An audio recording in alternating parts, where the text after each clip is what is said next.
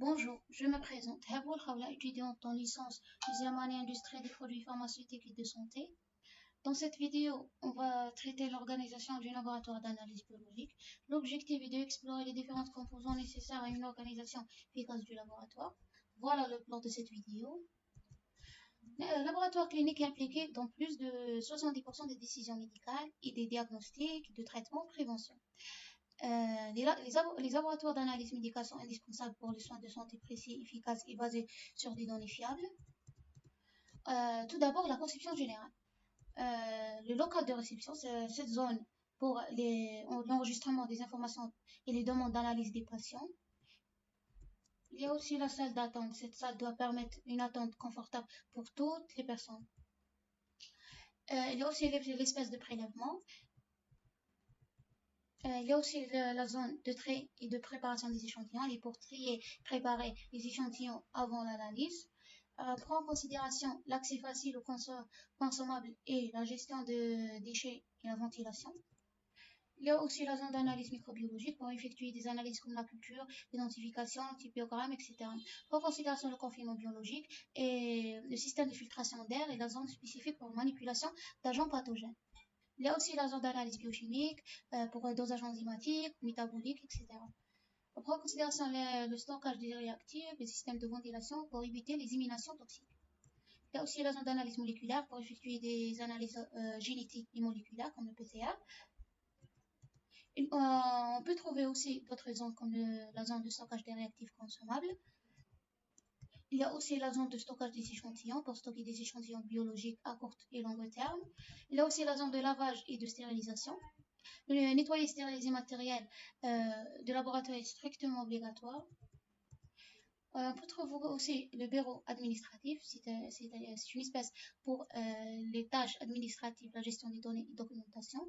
Il y a aussi le vestiaire et la zone détente, elle est pour le personnel, c'est un espace de repos. Il y a aussi la gestion des déchets biologiques.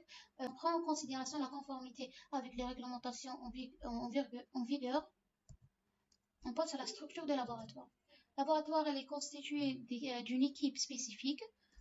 Tout d'abord, le directeur de laboratoire, c'est le docteur généralement responsable de la gestion globale de laboratoire et de la conformité réglementaire. Il y a aussi une équipe scientifique qui sont les biologistes et les microbiologistes avec les analyses et interprétant les résultats. Il y a aussi des techniciens pour préparer les échantillons, effectuant des tests standardisés, etc. Il y a aussi une équipe administrative qui gère la tâche administrative quotidienne. On passe au processus d'analyse. Tout d'abord, le processus d'analyse commence par la réception et l'enregistrement des échantillons. Les échantillons sont reçus et enregistrés par le personnel de réception. Chaque échantillon est étiqueté avec un code unique pour assurer la traçabilité. Ils sont stockés dans des réfrigérateurs ou des congélateurs selon les besoins de chaque à leur traitement.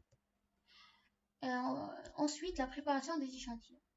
Les échantillons sont triés en fonction du type d'analyse nécessaire, sont préparés selon le protocole spécifique et aussi l'analyse des échantillons.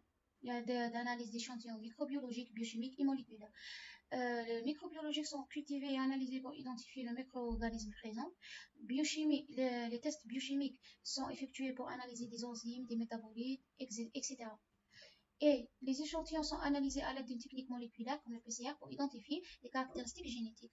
On passe au contrôle de qualité. Les résultats des tests sont vérifiés et validés par des biologistes ou des techniciens qualifiés. Aussi, l'interprétation et rapport. Les biologistes interprètent les résultats des analyses par un rapport détaillé et rédigé incluant les résultats et les conclusions. On fait la transmission des résultats.